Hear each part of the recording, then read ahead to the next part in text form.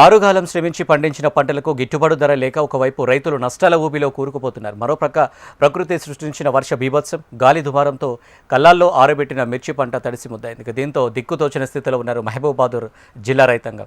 ప్రకృతి కూడా తమపై పగబట్టిందని వాపోతున్నారు. మరో 2 రోజుల్లో సొమ్ము చేతికి వస్తుందని ఆశతో ఉన్న తమకు నిరాశ మిగిలిందని కన్నీరు మున్నీరుగా విలపిస్తున్నారు కాంపల్లి రైతులు. ప్రభుత్వం స్పందించి ఆదుకోవాలని కోరుతున్నారు మిర్చి రైతులు.